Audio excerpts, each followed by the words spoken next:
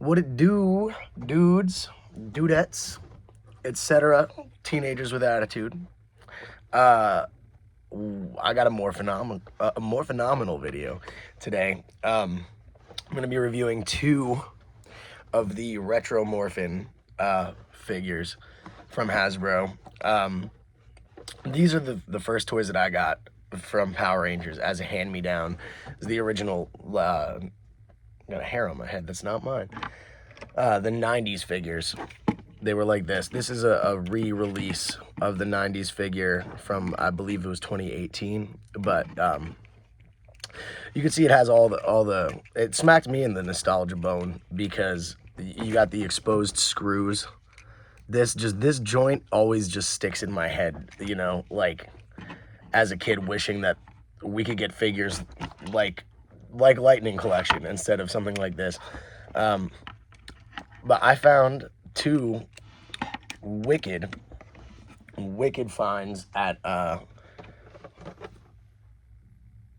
one at a Burlington, one at a Ross. And I'm not gonna open these up in front of you, but I got Tommy and Billy, and at each store they had two of them, and at each store I could buy two of each without even approaching the retail price of one of them individually. Well, for one of them, for what I got four for, it would be basically one individual one from the point of retail. But so I opened up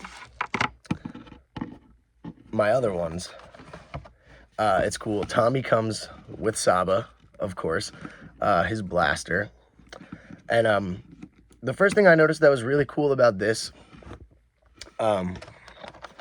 when compared to the 90s figure, is the shield here is really finicky. It's difficult to get off. You pull it apart and it's like two little prongs, one on each side, that clicks into the back, and so it stays on there pretty solid. But also this thing, it's easy to break. I remember I broke one when I was younger, and I've only flipped his head twice, just fidgeting about because I don't want to risk it. This comes as one giant removable piece. It's cool. They have the texture on the torso for the white, but look at how pleasing that is, man. All my 90s kids, what it do. It's cool. Minimal paint, like no paint on the weapons, which is, you know, it's not Lightning Collection. So what can we expect? Another upgrade we have on this, as opposed to the 90s figures, is the only exposed screws are in the back, which I guess is most likely just necessary, or they didn't want to pay for the little plastic caps to fill it up. Either way, it's cool because now I get them cheap too. The legs bend in place a little bit more. They lock better. They're a little seamless. You can actually rotate sideways. That's a point of articulation we didn't have on the previous figures. It's cool. Boom. I don't love that, you know, you can't flip there. It'd be cool if there was some sort of contraption where like the vest can open itself, like the armor can open itself and he could flip with it. You know, it's a toy factory. They're not magicians. So I'll take what I can get. But yes, so this is a 10, dude. There's nothing wrong with it. Paint wise, nothing. It stands better. It's sturdier. It's heftier.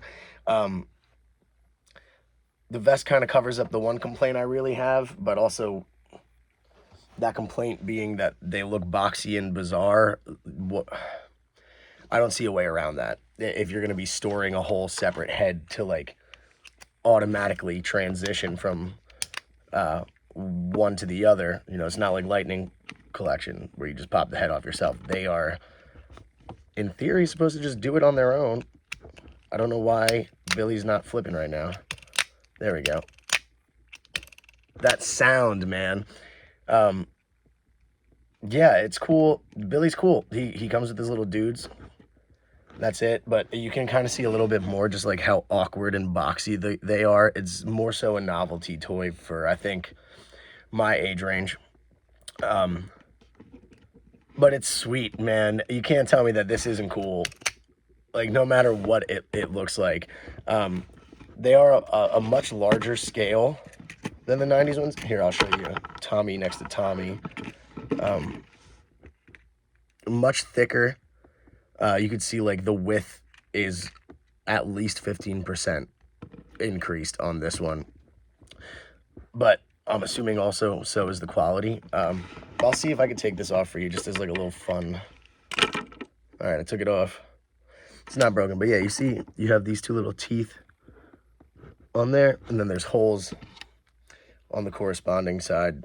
Click it together. They used to get the little thing in the front, their little seal, which is weird because the Green Ranger never had this. These, from my recollection, only ever appeared in the movie, and the Green Ranger was not in that. But also, the flipping head action would come from pressing down the belt, and it would not automatically flip to the civilian head. It would only flip to the Ranger head. Otherwise, you had to manually do it.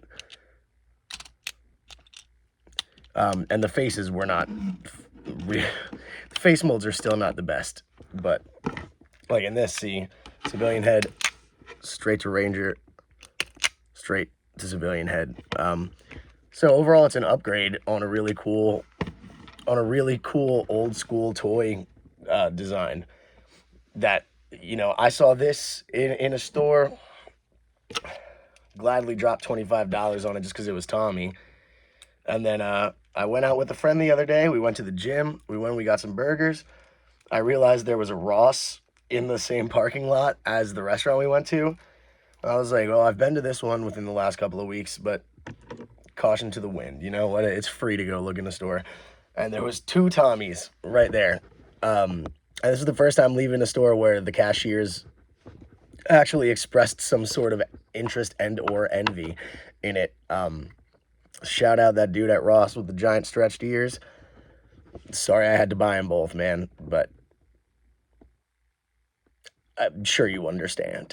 So, yeah, dude, I don't know if you're into it for the novelty or you're looking for just, like, you know, I think they look wicked in the packaging. So, I don't know. I would buy it. I did buy it. So, yeah, fun to play with. Even if, you know, if you're just like me, you got ADD and you like just pressing stuff and hearing clicks, check out Ross and Burlington. You can get them for as low as $4 if they have them. But good luck, happy hunting. May the power protect you, my dudes.